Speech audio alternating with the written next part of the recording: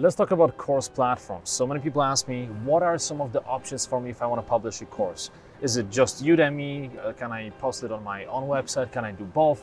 What are the options? And often people get very confused. So what I want to do with this video is I want to break it down into something extremely simple. I'm not going to go into little details of each platform, but I want you to understand how this entire world operates. So there are two types of platforms. We have marketplace platforms and we have those other platforms that give you a bit more control. So I'm going to tell you some examples and what are the differences. Now, the marketplace platforms are the platforms that have an existing student base. For example, Udemy, Skillshare. These are platforms that have a lot of students from all over the world, and when you publish your content there, then it will be marketed to the existing student base. Now, the cool thing about it is that if you don't have any pre-existing audience, you can just publish your content on Udemy or Skillshare, and there are a few other platforms like this. These are just the biggest and the most known. And your content will be seen by those students. Now, to what extent? Well, it depends on your topic, on the quality of the content, on various different factors. But the point is your content will be discoverable on the platform. People will be able to search for it and they'll be able to find it, right? And then you can further optimize your content so it's more searchable, so it appears higher up in the search results. Now, the tricky thing about those marketplace platforms is that you can't get direct access to email addresses of your students. So yes, sure, you can publish your content without any pre-existing audience, but at the same time, you won't be able to capture email addresses and to retain them. Now, you can send emails to your students within the platform, but you can't just simply pull up all those emails and send them different communication about your other products and services.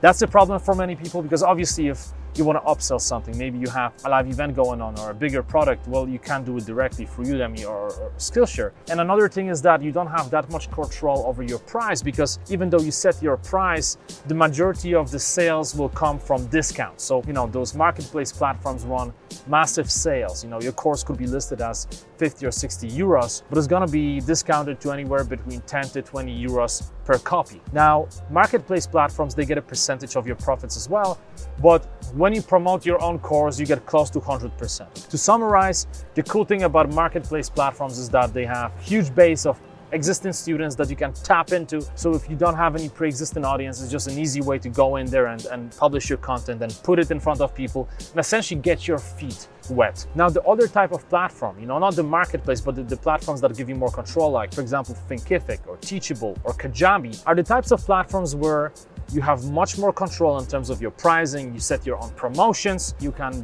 customize your landing pages. Well, there are lots of different things that you could do with those platforms. But the problem is that they don't have the pre-existing student base. So what it means is that, yes, you can have an amazing course and you publish it, let's say on Thinkific or Teachable, but if you don't have any student base, if you don't have email addresses or large social media following, then you won't be able to really get your students on board, because, who will you reach out to, right? If you don't have any audience, then it's going to be hard to promote. Versus, for example, Udemy or Skillshare, they will promote your content for you.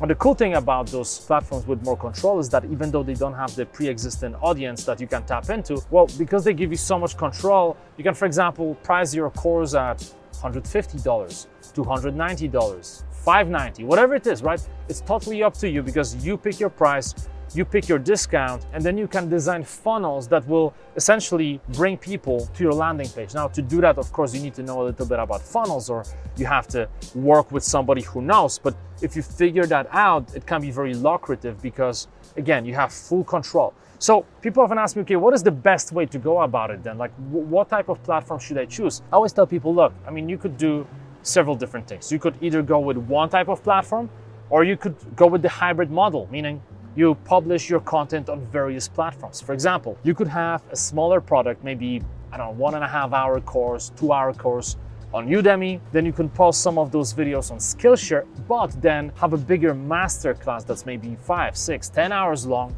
on Thinkific, Teachable, Kajabi, one of those platforms where you have more control, but make it more expensive. So imagine this, right? You don't have any pre-existing audience. People find you on Udemy. They see your course that normally costs, let's say, $50, but they see that it's discounted to $12. Bam, they get it, right? So you start building your audience on Udemy, you get your feet wet, you learn the ropes. Now, based on that, based on the feedback from your customers, you build a bigger course and you host it on a different platform that gives you more control, maybe Thinkific or Teachable. And then you price it at, let's say, $99 or $197. And now some of those students that you already have, well, you can promote the bigger course to them. And at the same time, you can use social media, you can design funnels, you can do paid ads, for example, on Facebook to drive potential customers to your landing page for that bigger course. Now, this way, you essentially combine the best of the both worlds because, well, you have your, let's say, lower level product, right? That's a bit cheaper. And you have your high ticket product on your own platform through Teachable or Kajabi or Thinkific. Now, if you're just getting started and all of it still sounds really confusing, what I recommend you to do is to start small, but start right away. Don't overthink the process. If I was you, I would simply start with a very basic course on Udemy, create a free one. And I know that many people are afraid of this idea of creating a free course, but it really works. Create a 45 to 60, maybe 80-minute course, make it valuable, but give it away for free and put it everywhere. Put it on Udemy, put it on YouTube, put it on social media. Whenever you can, try to collect email addresses because they will be extremely valuable in the future when you want to promote higher level products. But at the same time, if you create something really valuable and you make it free on Udemy, then guess what?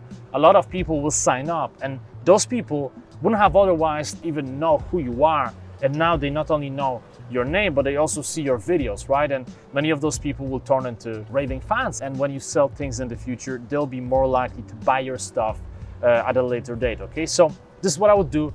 Get your feet wet, make something fast, because you see, I meet many people who tell me that they have this dream of building a masterclass with 12 hours of content and guest speakers and this and that. And they explain exactly how they want to do it. But the problem is that unless you are really determined and you know exactly what you want to do and you have a plan of action, and look, most people simply won't do it, right? There are very few people who would actually get down to work and do what they have to do. Most people talk a big talk and they have this big vision, but they never do what it takes. So I feel like it's much better to start small, get your feet wet, figure out the process, learn from the experience, learn from the feedback that you get from your newly gained audience, and then you use all of that experience to build something bigger, right? Step by step, rather than trying to jump over this massive hoop. Look, if you have any questions, then do let me know. Try to make this video as simple as possible, but I understand there's still some level of complexity here.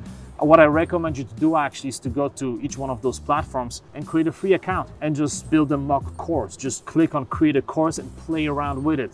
See how you feel. Check out the interface, and that's going to give you a lot of valuable knowledge, because you could be watching videos like this one for hours and hours, but unless you try it for yourself, you never really know. So any questions, do let me know, post a comment, and I'm going to catch you soon.